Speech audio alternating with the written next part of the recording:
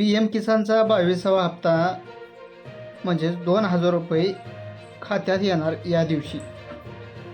नमस्कार माझ्या शेतकरी मित्रांनो, पुन्हा एका नवीन व्हिडिओमध्ये मी सुनील तिवारी तुमचं सहर्ष स्वागत करतो. आपण या व्हिडिओच्या माध्यमातून 22वा हप्ता कधी येणार आहे व आपले नाव यादीमध्ये आहे का चेक कसे करायचे आपण या व्हिडिओच्या माध्यमातून पाहूया. देशातील अल्पभूधारक शेतकऱ्यांनी अत्यंत महत्त्वाची बातमी समोर आलेली आहे. देशातील अल्पभूधारक शेतकऱ्यांसाठी अत्यंत महत्त्वाची बातमी समोर आलेली आहे. पंतप्रधान किसान सन्मान निधी योजनेचा 21वा हप्ता यशस्वीपणे वितरित झाल्यानंतर आता कोट्यावधी शेतकऱ्यांचा 22वा हप्ता कधी येणार याकडे सर्वांचे लक्ष आहे. नवीन वर्षाचा हा हप्ता शेतकऱ्यांच्या खात्यात कधी जमा होणार, नवीन यादी, तुमचे नाव कसे तपासायचे याची सविस्तर माहिती आपण या व्हिडिओच्या माध्यमातून बघूया. त्यामुळे व्हिडिओ स्किप न करता पूर्णपणे पहा. व्हिडिओ आवडल्यास लाईक करायला विसरू नका. चॅनलवर तुम्ही नवीन असाल तर आत्ताच आपल्या चॅनलला सबस्क्राईब करून ठेवा, जेणेकरून तुम्हाला असेच नवीन व्हिडिओची नोटिफिकेशन येत राहील. केंद्र सरकारच्या नियमानुसार या योजनेचा हप्ता दर 4 महिन्यांनी दिला जातो.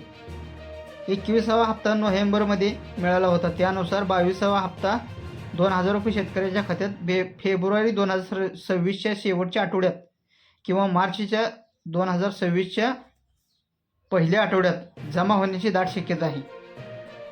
होळीच्या सणापूर्वी शेतकऱ्यांनाही मोठी बातमी मिळण्याची शक्यता आहे. अनेक शेतकऱ्यांचे पैसे पात्र असून सुद्धा थांबतात. त्याचं कारण काय? तुमचा हप्ता चुकू नये यासाठी आपल्याला KYC, आधार लिंक, बँक सीडिंग हे करणं महत्त्वाचं आहे. KYC ज्या शेतकऱ्यांसाठी अद्याप KYC केलेलं नाही त्यांनी KYC करून घ्या, जेणेकरून तुम्हाला 22वा हप्ता मिळेल. ही प्रक्रिया पोर्टलवरती OTPद्वारे किंवा CSC केंद्रावर बायोमेट्रिकद्वारे पूर्ण करा. तुमचे बँक अकाउंट लिंक करा NPCIला. तुमचे बँक खाते आधारशी लिंक असून त्यावर DBT सक्रिय असणे आवश्यक आहे.